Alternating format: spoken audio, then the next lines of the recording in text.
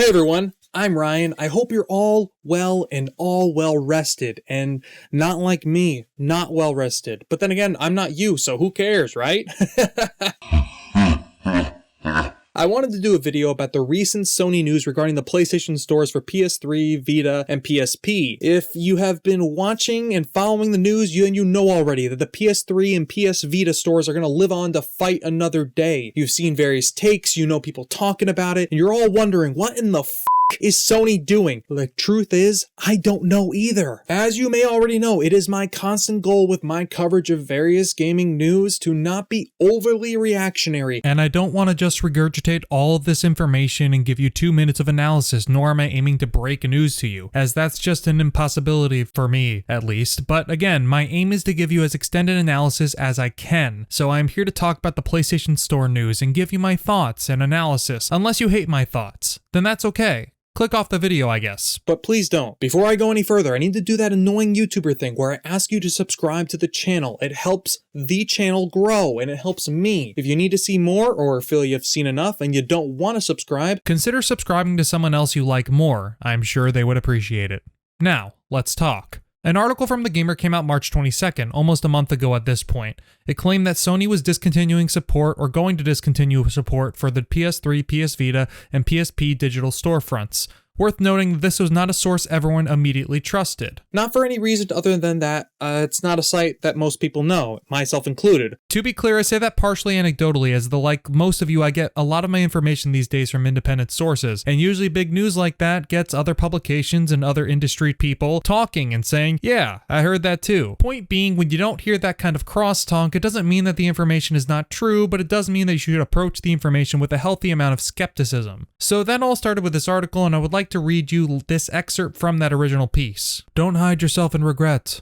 Just love yourself and you're set. I'm on the right track, baby. I was born this way.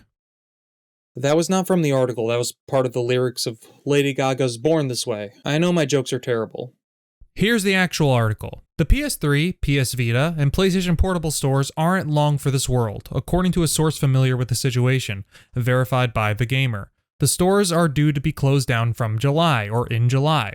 The announcement is planned for the end of this month. PSP's and PS3's stores are to be closed on July 2nd, while the PS Vita store will remain open until August 27th. After those dates, you will no longer be able to purchase digital copies of games or DLCs for any of the Sony consoles mentioned above. Now, again, as I said, we weren't sure if this information was good. Sony remained eerily silent about it and didn't comment on it for quite a long amount of time. Now, really, the amount of time was only about a week until they confirmed it, but when there's big news like this, or maybe not necessarily big, but significant, a week is a long stretch of time to just let rumors run rampant and lead people to speculate. And as most people have noticed, it's been a slow few months for gaming, and then there has been no major releases as of late. So big or small, everything can kind of get traction if it's at any relevance to anyone. If you've been following the channel for a while, you know that I have trouble speaking at different times, so I beg you to just be patient with me. I don't know how to talk. For me, this wasn't going to affect me much. I sat out the PS3 for the most part and was mainly an Xbox 360 gamer. I switched to a PS4, and I think last time I went back to a PS3 to play anything for an extended period of time was to play Arkham Asylum and Arkham City before playing Arkham Knight. But as I want to go back and experience some older games and franchises as I think about them, I always knew I would inevitably have to boot it back up. Because Sony's backwards compatibility for the PS4 was just not there. There wasn't backwards compatibility. And at least PS5 has PS4 games, but there's PS3 games and even likely PS1 or PS2 games just stranded on those platforms. And as I've also said before, I like PS Now, but it's not the best supplement for a lack of backwards compatibility support in its current state. Now, they did give the whole caveat of, well, you can still download the games you've bought and what have you,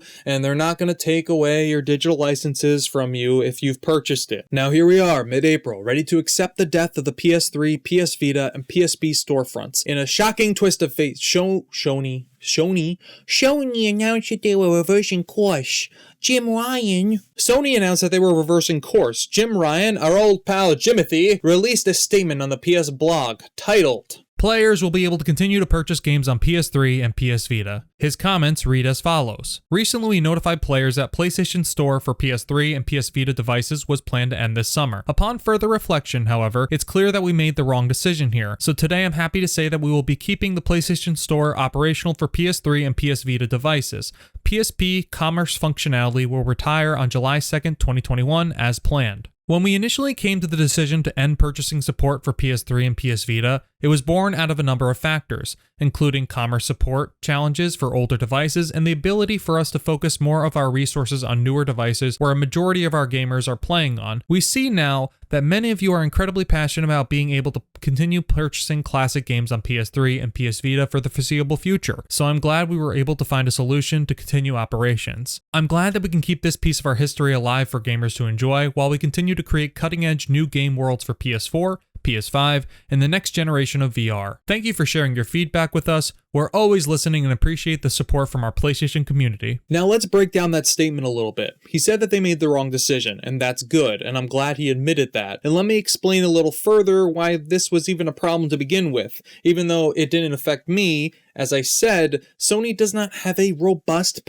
backwards compatibility suite. They just don't. And sometimes the physical copies of games can be expensive if the titles are rare. An easy example is go on eBay and search the Sly Cooper collection for PS3, and its cheapest price is like $55 that I saw, and that was as of like yesterday. And you might say, well, Ryan, what about Amazon? Same thing, okay? Fine. You're not convinced why it was a poor decision, but I think we can all agree that less than 6 months to buy all the games you may be holding off on for various financial reasons or other reasons, or just hadn't had a chance to buy, is not enough time. It's just not. I think if you gave people a year, maybe a year and a half or two, it would have sucked, but it would have meant that you had time to settle on various titles you wanted. Also, believe it or not, as this was news to me as well, there are still developers who make games for the Vita. Okay, so maybe you won't play it, but if the game is released recently, you only have a few months, or the company only has a few months, or even weeks to get those digital sales, and that kind of sucks. Basically, developers were going to have to submit their games for certification before a certain date, which meant games that were currently in development would have to shift their plans around, or cancel their games entirely. The Gamer apparently spoke to some of those developers and looked into their plans following the news. They state, elsewhere, people are losing money. Pablo Checa, a developer from Spain, I hope I said his name right, released his first commercial game in September 2020 for PS Vita, Switch, Xbox One, and PlayStation 4. While the game, a shmup called Task Force Campus, I hope I said that right, I don't think I did, will still be purchasable on other platforms. Checa estimates that the loss of Vita will wipe out 20 to 40% of projected sales profits. The studio's next game, El Gancho, was also planned for Vita, but the developer can't make the deadline and will have to cancel. Others are crunching to beat it. So there is that human element of it too, where people who are working on these games have to shift their plans around, or had to at least before this announcement yesterday. Some people are dismissive of that and say, well, they're just shitty indie games anyway, who wants to play them? The answer to that is enough that they see value investing in the Vita as a platform for their game. The next part is definitely a bit of PR speak. He says that they had to reconcile some issues with keeping the stores open, and that they were able to find a solution to keep the stores open, to keep supporting them. The reason I say it's PR speak is because does anybody really believe that they randomly found a solution after all this backlash to their incredibly quick and rash decision? Now, Jimothy here makes it sound almost like, look, we worked so hard to figure out a simple way to keep these stores open, and we just couldn't figure it out, so we announced the closures of the digital stores. Then, after seeing fans so passionate, I realized we needed to get another crack at it. So I said, get back in there and figure something out, and they did. Thank you for sharing your feedback with us. We're always listening and appreciate the support from our PlayStation community. Look, obviously I'm joking partially. Definitely think that part of that can be true, where they say that they wanted to redirect resources to the newer hardware. That's definitely, sure, that's true. And it's definitely possible that there are some difficulties with accounting and supporting older titles when they're purchased on the older hardware. I guess that can also be true. I just think that the announcement was so abrupt and lacking any kind of foresight, and there was like no communication on their part. I just have trouble believing Sony didn't just do it out of straight obliviousness and then realize, oh shit, we kind of effed up, bro. Look, realistically, I don't think anyone thinks that these stores will be around forever, but the abrupt nature of the closures left a lot of people, including myself, a little confused and frustrated. PlayStation has every right to do what they want with their business. They can do whatever they want, really. They want to slight a bunch of their consumers?